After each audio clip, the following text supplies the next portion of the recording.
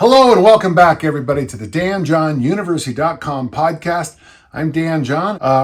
If you have questions and I answer all the questions that get sent in, please email me at podcast@DanJohnUniversity.com. I do my best to answer each and every one. We do have a lot of repeat questions this week. We had a couple about certain things, and I'll combine those questions occasionally. So if you don't hear your name, but the question is answered, probably the best thing to think is I combined it with another question, or the same question was asked and we just rolling with it. So thanks so much, and let's get started. I got a question from Matthew. Matthew says, later this summer, my family will be taking an extended hiking trip through several national parks. I started your mountain climbing program to prepare. You'll find my mountain climbing program in a couple of my books, and it's on the website, danjohnuniversity.com. It's a good program. It's been battle tested, pretty simple. If you have, it'll get you ready for something like Mount Kilimanjaro, because that was what it was originally done for. I don't know if it'll prepare you for a cross-country walk or anything, but it's a good program. Unfortunately, week 6 of your program, the week before our trip, I'll be at our church's youth summer camp. I have a backpack that I can add weight to, but I won't be able to bring along any equipment, kettlebells or TRX. What would you recommend during peak week when all I have is my body and a backpack? Thank you for my advice. This question applies to a lot more people than just you, Matthew. And I want to answer this question first off in a very simple way. If you're doing a 6-week program, if you're doing a 12-week program, if you're doing a 6-month program, and if you're working with me, I always have a thing called the peak week at the end. The thing about the peak week is that most of it is to just get you ready for the event. I'm a big believer that I think, and there's nothing new, Tommy Kona, the great Olympic lifter, believed this. My college coach, Coach Ralph Maughan, which Ralph Maughan Stadium is named after, believed the same thing. It's better to come into things a little bit undertrained than an ounce overtrained. If you had to choose, Tommy talks about it in his book about if you're undertrained, you might be able to pull off a big lift. But if you're overtrained, it's just hard to roll out of bed and even grab the barbell. So I like to plan deloads. Now, if you come to my home, Matthew or anybody else, you'll find that every Thursday is Tonic Thursday. All we do is mobility work, flexibility work, original strength. We stretch out our feet and our hands and our wrists, and it's a fun day. Why? Because that's Coach Maughan's 2-day lag rule. Generally, we compete, at least in Olympic lifting and track and field, generally, we have Saturday track meets, Saturday Olympic lifting meets. So Thursday is a nice day to take off. Many of you'll find this. You can probably work out the day before a big event, but 2 days before, you get that soreness. So I've been doing this as a coach since 1979. 2 days before the event is always the easiest day. Interesting, you can even make this work in American football if you can make it happen. Wednesday is always a good day. We'll just say a Friday night football, big here in the United States. If you're a head coach and you trust it, you can have on Wednesday. That might be a good day to just wear helmets, go through special situations, take things easy, review things that are coming up. Practice taking a safety, practice the onside kick, practice all those things that can win games. But you can also ease up because there's probably some discussions and tactics and strategy. Very often here, at least my coaching, on Thursdays you have the junior varsity and the sophomore game. So a whole bunch of your team plays the day before the game on Friday night. And that actually works out okay if you can make it happen. If you're doing a 6-month peak, Matthew, the hay's in the barn. You're ready to go. The peak week that you'll notice in both the mountain climbing program and in the preparation for the RKC 2 or 3 day events, you'll find that the last week is mostly just I recommend you take orange flavored sugar-free Metamucil. I recommend you get a couple of stretching workouts in. I recommend you increase the amount of water. I recommend getting some extra sleep in. I recommend, spending extra time packing and putting things together. So the peak week, the week before you do something, is very often, in the way I do things, very easy. And I have even taken this philosophy into even my own life. I don't know, about 2 years ago, I retired from Friday night. And the reason is I want to enjoy my weekends more. And so what I decided to do is not do anything on Friday night. Friday night, and here it's a phrase from the Nordic countries, hygge, Hygge. And very simply, it's Friday night's a good night to have a home-cooked meal, put some candles on, read a book, watch a movie, try to get to bed early so that when you sleep in on Saturday morning, it's 7 o'clock. I don't think I've slept in as late as 8. And then you have all day Saturday, all day Sunday to enjoy the weekend. So when I come to things like even the holiday preparations, here in the United States, it seems that our holiday month seems to be starting early and earlier. Here in Utah, you'll start seeing Halloween decorations for sale in the summer. And by the time Halloween comes around, it'll be Christmas stuff being sold. So one of the things I do to help myself prepare for these is I plan a quiet night. Here in the United States, you could basically say from New Year's Eve to, from Christmas Eve to New Year's is almost nonstop. Well, I've kind of tried to have a quiet night, either Christmas Day or Christmas Eve, be a little bit quieter in my life now. I retired from New Year's Eve because it's rookie night, it's amateur hour, it's a dangerous place to be on the roads and at big events. So the idea is that by planning a week off, a day off, very often leads to great performances later on.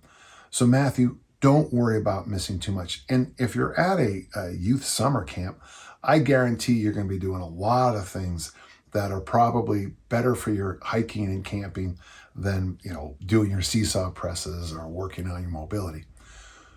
Whenever you go on a road trip, I always bring one of Brett Contreras' glute loops. I always bring a mini band, and I do a lot of hip thrusts, clamshells. When you put the mini band around your socks and you do those kind of big strided, some people call them monster walks. I always call them speed skating drills, but whatever, they're all the same. And I work a little bit harder on my glutes and hips and mobility and flexibility on road trips. Generally, like if I go to Europe, I walk a lot more too.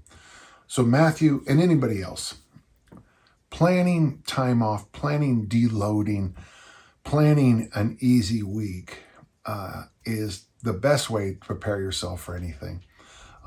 Recently, I helped a couple with a wedding.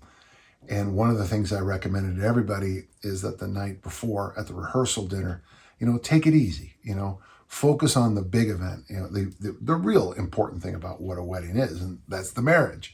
And they took my advice. And I got to tell you, folks, it made me very happy that a couple took my advice about not being crazy the night before a wedding. Everybody showed up. There were no hangovers and everything went faultless. So think that way. An occasional time off leads to some wonderful things down the road. I hope that helped, and thank you so much. Okay, we have a question from Gabrielle. That's a beautiful name. I've noticed you don't spend a lot of time dwelling on vertical versus horizontal exercise selection for pushing and pulling movements. Right, because I train here in the United States, and what I notice from most people who train in gyms or college facilities, we don't need more pushing and pulling. We need more hinges and squats and loaded carries. I understand that exercise selection is often dependent on individual goals, but coming from a non-athlete perspective, thank you, I do want to have a mix of both patterns over time. How would you suggest I approach this? Part of me thinks I should pick one, do a 3-month program, I love this, then do the inverse for the next 3 months. Or if working out 3 times weekly, I would just alternate and each direction would be hit 3 times in a 2-week period. How should I program this?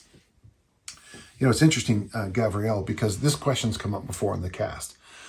In a situation like you say, a non-athlete, now, I got to be a little careful here. I think you're right. I think 3 months is a better approach than to what I'm about to say. But just kind of listen to what I'm going to say, and then we'll adapt it out. For example, here's a program I've given before, and I like it. So week 1, you would do bench press, a vertical pull. So that would be your pull-up, your lat pull-down machine, back squat, deadlift, and farmer walk. Week 2, military press. Week 1 was bench. Week 2 is military. So military press, week 2, military press, a row, whether bent over row or machine row, I don't think there's any problem. If you can, front squat. For your hinge, maybe something a little bit more ballistic like cleans or kettlebell swings, kettlebell snatches, Olympic bar snatches, and suitcase carries. So week 1, bench, the vertical pull, I'll just say lat pull downs. Bench press, lat pull down, back squat, deadlift, farmer walk. Week 2, overhead press, row, front squat, swing, suitcase carry. And you can certainly change those, the squat, the hinge, and the loaded carry to anything you like. I think, now, stepping back just a little bit, the problem with changing exercise selection sometimes is that you really don't get a chance to teach your nervous system what to do. So you could also do something like this. Now, I'm just going to give you a standard template that I give a lot of the time. Week 1, 3 sets of 5. Week 2, 5 sets of 3. Week 3, 5 sets of 5. And then week 4, 3 sets of 8. That 5 sets of 5 week is the hard week. 3 sets of 8 is a little bit lighter, a little bit easier. Maybe do a month of that with the exercises from that first week. That would be your bench, your lat pull down, your squat, your deadlift, your farmer walk. And then after you finish that week of 3 sets of 8, then do the overhead press, row, front squat, swing, suitcase carry month. When you mentioned 3 months, I think that would be a really good idea. And then my only issue with that is 3 months is a long time to stick with a program without, and it's hard. I mean, when I say something like that, in my experience, very few people can do 2 weeks of a program without changing and adapting. I can get myself to go 7 years without changing a program. That's my personal record, which is a long time, but it's hard. And you got to think things through, and you got to make some variations. It helps to compete when you do the same thing for 7 years, and it also helps to go on long vacations. Or go to the Middle East like I did and get a liver parasite, which I don't recommend. And just give yourself some variation somehow.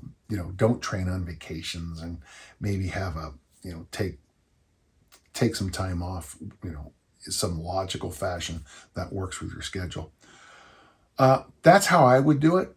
And I think that's the best way to do it. Now, I know a lot of people else online will say, well, you should bench press, lat pull, overhead press, and row, and then squat and deadlift. But what happens is you don't really push the squat, deadlift, and farmer walks. You just become, what is that? I always joke about National Bench Press Day is Monday. Every Monday, everybody bench presses and curls. Every Wednesday, most people bench press and curl. Every Friday, most people bench press and curl. And then they're surprised when they have shoulder issues or whatever issues. I like to have a real balance between my push exercises, my pull exercises, my squats. And the balance is simply this, that your reps times sets, so 5 by 5 would be 25. You should have 25 pushes, 25 pulls, and 25 squats in a workout. And if you're doing all that extra upper body work, then that means you have to double the squat numbers. And I don't know if too many people want to do 10 sets of 5 in the squat in a workout. That'd be a hard workout. So there's my ideas. I hope it helps. And if you do try it, let me know how it goes. Okay, thank you. Yeah, Tom asked a question, and we're going to see this question come up again today. I was looking to get your insight into the kettlebell dead clean exercise. What are the advantages and disadvantages over the traditional kettlebell swing clean? It comes down to this for me, Tom, and let me give you the big answer first, and then we can talk about the advantages of the deads. I think kettlebells should always be, so a swing is a swing. A clean is a swing into a clean, and a snatch is a swing into a weight or walk overhead position. When I teach the certs, I really try to emphasize that everything is done from a swing. I think this, if you're using kettlebells, you should always use that ballistic hike pass, the ballistic swing movement, however you were taught how to do this. And I think because that is how you use a kettlebell. In the same way, when I'm in the weight room, I expect barbells to be picked up a certain way. Barbells, there is a method of picking a barbell up off the floor that I think is better. It's also safer. And of course, one of the underlying truths of the weight room is safety equals performance, performance equals safety, that the person with the most skills uses the safest person. The example I use, if a whole bunch of us were going to go throw the hammer, the Olympic hammer, even without cages, I would probably be the safest person throwing the hammer. And those of you who've never even seen it would be very dangerous. As you get better and better and better, you become safer and safer and safer. I feel that way about the ballistic movements. The better you get at them, the safer you are to the surrounding area in the gym, the floor, your walls, your friends, your family, and yourself. So yes, first off, I do think it's just the way a kettlebell should be swung. That's the big statement. Are there advantages to the dead style? I do think there is a great advantage. It's the way your grip works. I think when you're dropping the weight into the dead kettlebell clean, there's that moment where you have to grab it and you really have to, boom, snap it and grab it and then tug it back. So it really does do a good job building up your grip strength. With the way we teach in the kettlebell certifications is a very smooth transition. It saves the skin in your hand in the clean. You swing it back, the momentum picks up. And I wouldn't say there's no grip used. Obviously there's some, obviously, but it's not nearly as taxing. So there is an advantage there. In high performance, I think we always want to think what I was taught by my coach, Coach Linkman. He explained how stretch reflex works. He said, shish ku. It's when you stretch the muscle and then you get all that extra. It's the rubber banding of the human body. I think there's some advantages to teaching athletes always to use the stretch reflex. Does the dead hang have some? Yes. There is one other downside, is that if you have shoulder issues and you do dead snatches, dead cleans, I think it does do a lot of extra tugging. And if you do have, if you spent 41 years throwing the discus and you do that, you can feel it the next day that you did the dead style. Okay.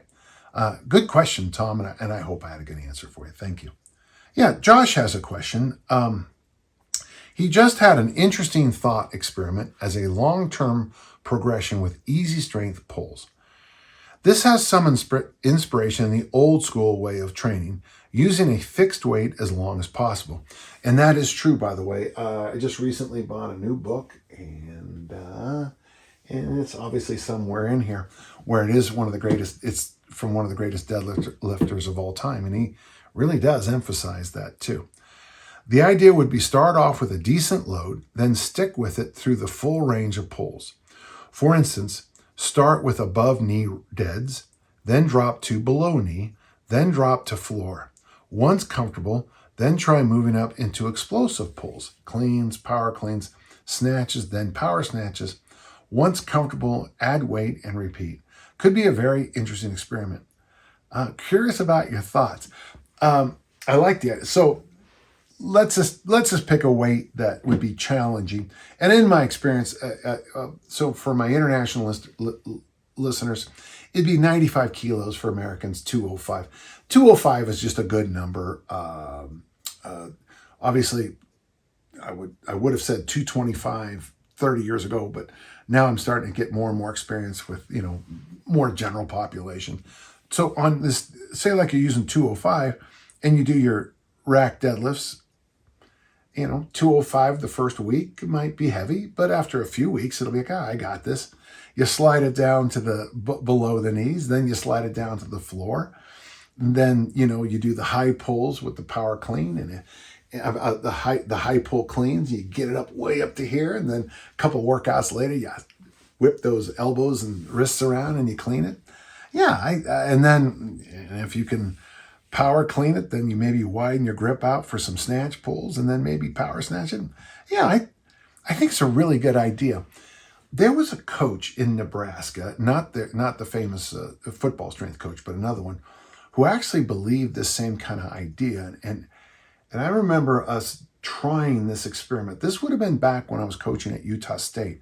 So this is a while ago, but we would start off with, it's a little different because this can be a little different because this won't be fixed weights, but you would start off with light weights and you would do power snatch.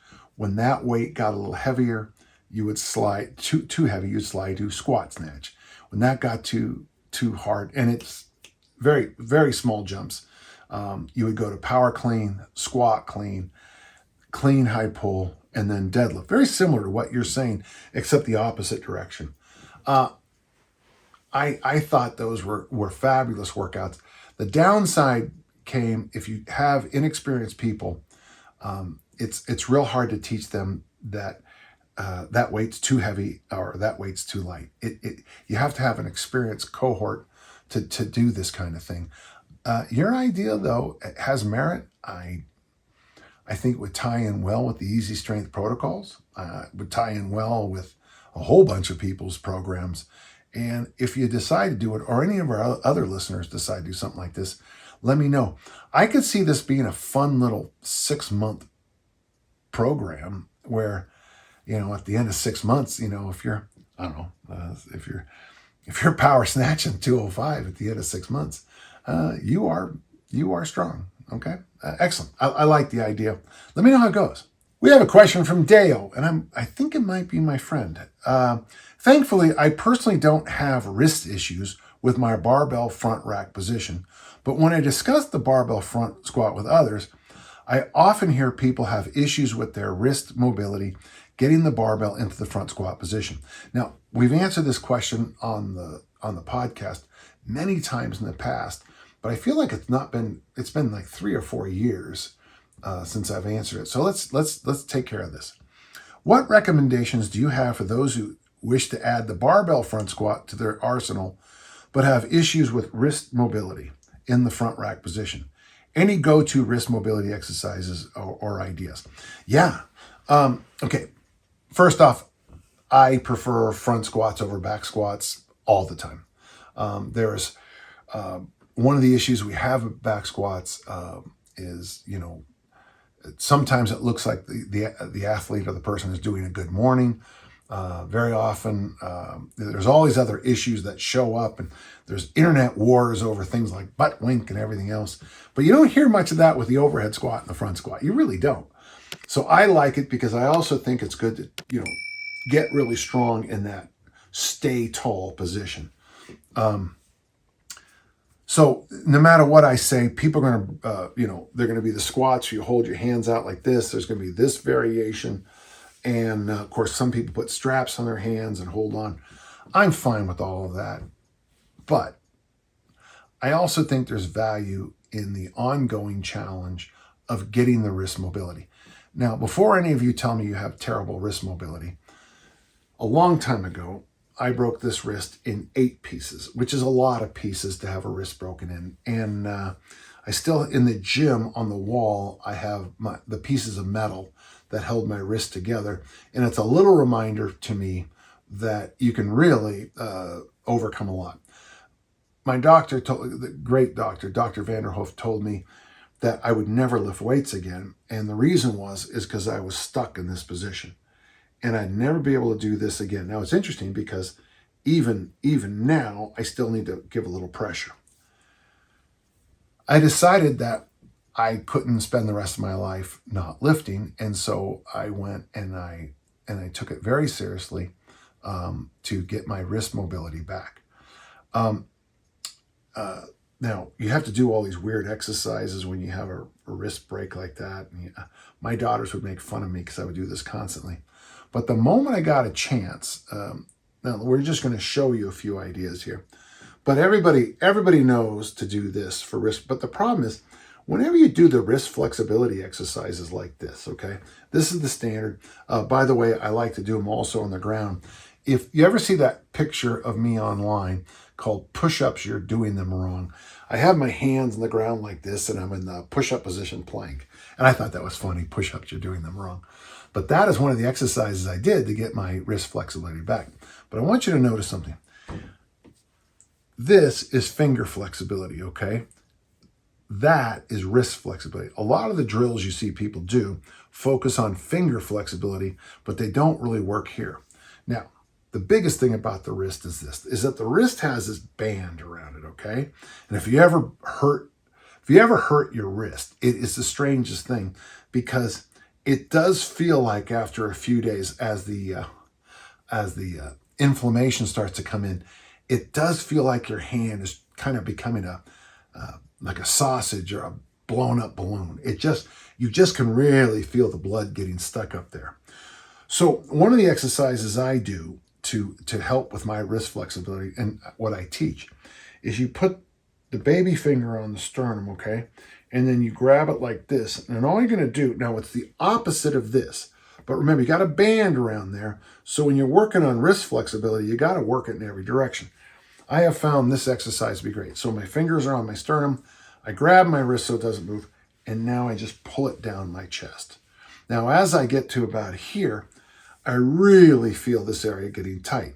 But it's interesting, if I take this seriously and then I move this back, for a lot of people, I've already increased the flexibility because in a sense, I've loosened that band up. When it comes to flexibility, sometimes who knows what's actually happening. So that's a big one. Mike Brown leads me twice a week in doing some other stretching exercises. We get on our hands and knees. My hands are on the ground and I push and these are called fins. Can you see that? It looks like a fin. And we push into the ground and try to straighten those elbows. We take the hands this way, we push them into the ground and really try to put a lot of weight on them. And then of course we do this one, which is really hard to do.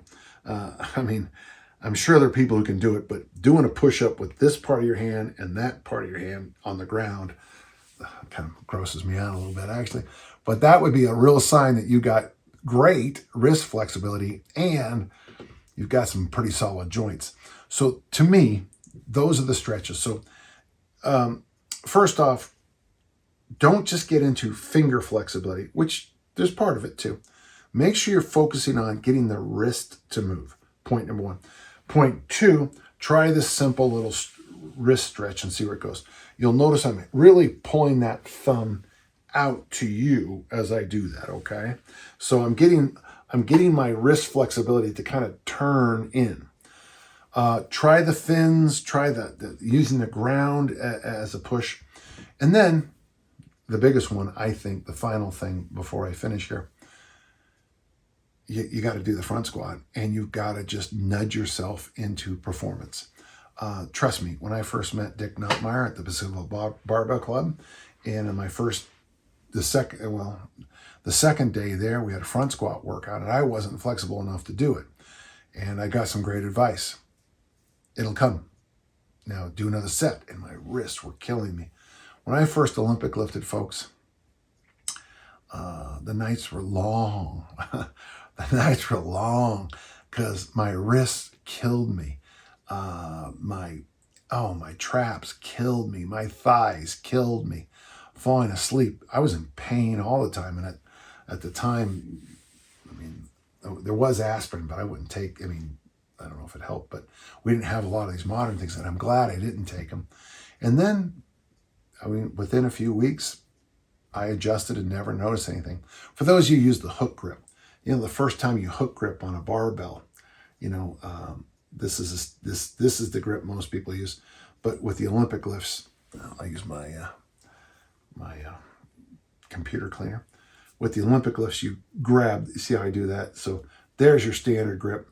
And the hook grip is when you grab the thumb for a better grip. Oh, when you first do it, your thumbs ache and you get all this blood coming out of places you've never had scraped before. But if you stay with it and you nudge it, you don't beat it with a stick. You just nudge it. For most people, it'll come around.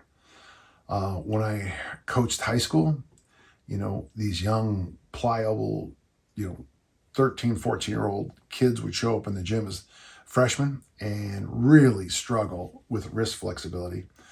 And then all of a sudden, you never heard an issue with it. So sometimes you have to do, okay? I sure hope that helped. And Dale, the thing I just want you and all the other listeners to realize, whenever you learn something new in the weight room, try to nudge forward the issues that show up.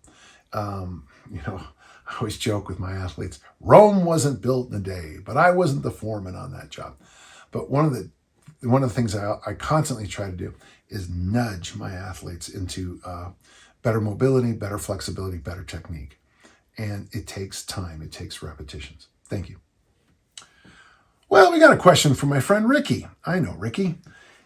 It is Ricky from the night group of the Inner Circle, round 4. My question for the podcast this week is this. So if you want to join Ricky, Ricky's just a delightfully fun young man, hardworking, great sense of humor, really is a boon and a benefit to our group. And Ricky, I really appreciate you reaching out. If you want to be in the Inner Circle, it's the email, the address to find it, get on the waiting list, danjohninnercircle.com. I'm pretty sure that it's wrapped up for this next group, but we'll have another group in the spring. So sign up now. And it does close fast. I mean, really fast. Okay, now Ricky's question. I heard you mention that you have about 40 kettlebells in your gym. No, I have 35. Why do you exaggerate?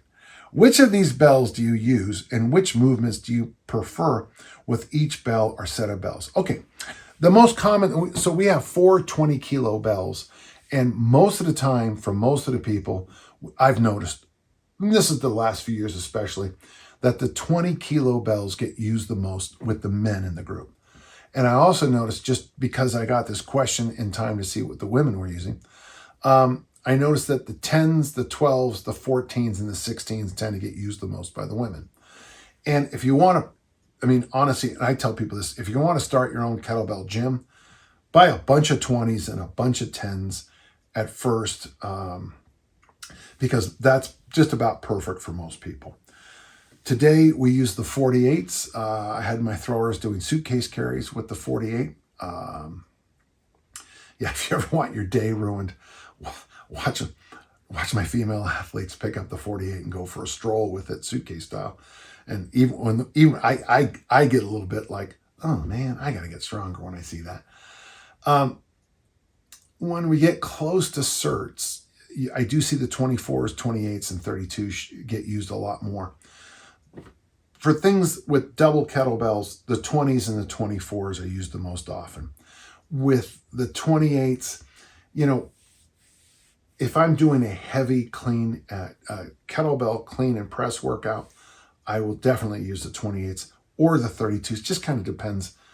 Honestly, it kind of depends on what's going on. There are times where, the double 32s feel like picking up a car, and there's times where double 32s feel like the way they're supposed to. So when you're talking about things like general workouts, let's just say this: for the men, the 20s; for the women, 10s, 12s, 14s, 16s. And we have all those. One of my favorite workouts to use all the kettlebells are called conga lines. Dun, dun, dun, dun, dun, dun, dun, dun, dun, dun, dun, dun. And what we do is we take all the bells, and for those of you who've been at the gym, we put them on the side of my driveway and then down the sidewalk. We try to have no order whatsoever. Never go light to heavy on this, and don't go heavy to light. Have random order. One of my favorite things to do is put the 48 next to the 4. And then what we do, Ricky, is this. Since I have 35 bells, that's an odd number. So if I start the exercise with my left hand, when I go through all 35 bells, I start my next round with my right hand. And so on bell number 1, the first round I go left, right, left, bell 1 left, bell 2 right, bell 3 left, bell 4 right. When we get back, I just remember to start with my right hand and I can go. Wonderful for clean and press. And yeah, I got to tell you, have clean and pressing the 48 with my left hand and then stepping over and clean and pressing the 4 kilo with my right hand, it really does impact the way you think. I think it really helps with your timing on lifts too. It's a phrase we call taming the arc in the kettlebell community. It is when you have a huge bell, obviously you're going to hit it hard. When you have the next bell that's, 44 kilos lighter, that's a lot of weight, you still have to tame the arc. So clean and press is a wonderful workout. Goblet squats is phenomenally interesting workout. We've done this with swings for 10. Now, what's interesting about that, when you get to the 35th kettlebell, we're not going through it twice. That's your 350. If we do a set of 10 with each bell, that's 350 swings. So swings work well. Snatches, it won't. There's just too many bells that are. Everything up. Even the 28 can be problematic in a snatch workout when you're coming in fatigued. Clean and press, squat, you can do swings, you can do deadlifts. And by the way, if you can't swing a bell, you just deadlift it. But these conga lines are probably one of the best. There's no secret, I've talked about it for years, but you do need to have a fair number of bells. Now, in this magical gym I just invented, and here's a moneymaker, is that you could go 10, 20, 10, 20, 10, 20, or something like that. And that would be interesting. But yeah, bells that aren't used very much, we have some crappier, not so good bells that weigh 20 and 25 pounds. Those are by far the least used bells. And I guess really the 4 kilos almost never used. You'll find that 4 kilo used in a flexibility movement in my gym, especially if someone's trying to get it's not just a windmill, but it's like a windmill where you're really trying to stretch out this whole section of the shoulder. The 4 is light enough and safe enough to use. So the least used bells, the crappier 20, 25 pound bells, the 4 kilo bell, but every other bell, there's certainly exercises we can do it. I have those double 36s that I attempted to do the armor building complex with. And I'll tell you one thing, the ABC with double 36s is eye-opening. So good question, Ricky, and I look forward to seeing you again soon, okay? Thank you. Okay, Stephen. I am a 45-year-old husband and father of 3 kids. There you go. And some days I do not have time to do my full training session in the evening after work. Boy, do I know this because of other family commitments. On those days, I only have 15 minutes in the morning to get in some kettlebell strength training after I do my 4:30 a.m. 1.5 mile ruck before I go to work. My question for you is, what would you suggest would be the best bang from the buck in those 15 minutes? Doing the armor building complex every minute on the minute for 15 minutes? Well, I'll tell you what, Stephen, I'm going to ask you to just reverse something. How about you do, not every day, but I would suggest, and I do think, I think that the overhead press family in kettlebells is really underrated. I'm saying underrated, but there's got to be a stronger word for it. I don't think people appreciate the work that you get from the overhead press family. Now you've got the double press, you've got the alternate press, you've got the one I call the touchdown press, where you start up here and you bring one down at a time. You could do single presses. I like the rep scheme of 2. You do a set of 2, rest a minimal amount. Do a set of 3, rest a minimal amount. Do a set of 5. Okay, that was a little harder. Rest. Get a set of 10. 10 was hard, but getting 2, 2, 3, 5, 10, 2, 3, 5, 10. I'd barely even rest after the set of 10 because the 2 is so easy. It's boom, boom. But I would suggest doing your military presses and then go for your ruck 1-2 days a week. And then the next day, the 1.5 mile ruck, finish it, walk over to your double bells and do that armor building complex every minute on the minute for 15 minutes. Man, I don't know what you're going to be missing because this is a good program. I like this idea. Just for reference, everybody, I'm answering Stephen's specific question here. Are there better things to do? Oh, I mean, are there other things to do? Yeah. Are they better?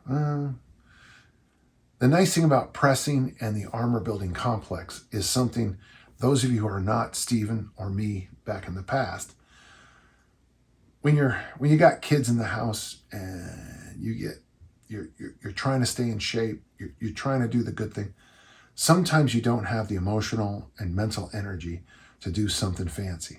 So if you just do high rep presses on day 1, armor building complex on day 2, high rep presses on day 3, and just alternate it, there's practically no brain space used up. That's why I like the armor building complex. You just, the first time you do it 1 round and you've mastered it. You're done. It's very simple. High rep presses. And if you don't want to do 2, 3, 5, 10, do a bunch of sets of 8 or whatever. It doesn't matter. Whatever you decide to do, just do a bunch of reps. And the nice thing about that is you don't have to think, but your whole body has to kick in to work. So again, we can make something very complicated, something very complex. But for those of you who've ever had to work out in the morning because of your kids, you know that, and it's 4:30 in the morning, not everything's gonna be all fired and wired at 4:30. So try that, Stephen, and it's your idea, and I like it. Thank you. Brian has a question for us. Brian says this: kettlebell work is the majority of my work. I have been doing a lot more cardio and weighted vest training, rucking and calisthenics. But my question is this: what are your thoughts on dead start swings, cleans, snatches, and/or power swing, cleans, and snatches? Do you prefer those over a standard continual movement? Now, it's interesting because Drew's question is this, folks. This is the third question in this podcast. Just wondering about your thoughts on the kettlebell dead clean and dead snatch. I assume you don't cover them much because a man such as yourself could dead clean double 32s before breakfast. But someone who weighs only slightly more than a set of double 32s and doesn't have access to an Olympic lifting setup, I don't hate the idea of chasing something like a half body weight, one-handed dead snatch. So that's interesting. You'll notice these questions will come like this. They come in herds. Again, I think the kettlebell should be done with a swing. I mentioned that earlier in the podcast today. Are there values in doing the dead? Yes. It is it is a grip heavy exercise. It also makes you, so when you move into a movement, like for example, if you ever decide to check how fast you are, if you start from a dead stop, you're gonna run a 40 meters as fast as you can. If you start from a dead stop and you time yourself, you'll get a time. Now, if you put a speed trap up where you come into this is obvious and everyone's going to pick up on this, where you're going to go as fast as you can, and then you're going to hit the speed trap, and then you're going to go all the way through that 40 meters. Well, you should have a much faster time when you're moving already. I'm not sure it was the best analogy I've ever used, but that's the point. So in a sense, Drew's question, and in a sense, Brian's question, the other one, are there value to doing the dead? Yeah, and the value is this. Whereas I get myself into a nice rhythm with those swing cleans, swing snatches. If you're doing it dead style with the weight there, you have to lock and load yourself into, you get the big chest, like the movie Sandlot where the girl walks past the lifeguard. You get the big chest. You gotta drop your hips down in position. You gotta load the hips up. You gotta load the quads up. You gotta grab the ground with your feet. You do all these things like this. And then boom, you hit the weight. There's value in that practice right there. And if you're doing them from the floor, you pretty much have to go through that process every rep. Obviously, it's going to speed up because, you're going to figure out how to do things a little bit quicker every time. Is there great value in this? Well, maybe there's value to you, and Drew, if you do a single kettlebell half body snatch, that's impressive, especially from the floor. There's nothing wrong with that. That's a good lift. For me, that would be the 48. I know I could snatch the 48, kettlebell certification style, but I've never tried a dead from the floor. The first time I ever saw the 48, I did just pick it up off the floor and press it, but to pop it into a snatch, I've never tried. It's an interesting idea, I got to tell you that. So is there value? Yes. But is there value doing it in the traditional way? Maybe more yes. But each exercise has value. And I guess for those of you still listening, God bless you if you are, everything you do in the weight room, it's like every book you read, even every movie you watch, there's value in all of it. But there's more value in certain books. There's more value in watching certain movies. There's more value in certain exercises. However, there's a time and a place for every exercise. I'm not necessarily against any exercise. What I'm usually against is when people overdo certain exercises. And that is kind of my little crusade against some of the exercises I don't like. I don't like or dislike the dead kettlebell stuff. I can understand why you do it, but make sure you know how to do it the more ballistic swing style too. I hope that helps. Well, there you go. Interesting week of questions, huh? It was interesting to think that we had 3 questions on the dead style kettlebell movements, which I find really interesting. And it was really nice too to talk to Ricky reaching in. We had a dad reach in. Good questions. Again, if you have questions, send them to podcast@danjohnuniversity.com. I sit down every week and I answer your questions. Not often do I have 3 questions on the same topic, especially when it's a little bit random, but that was fun. Hey, and until next time, let's all keep on lifting and learning. Thank you.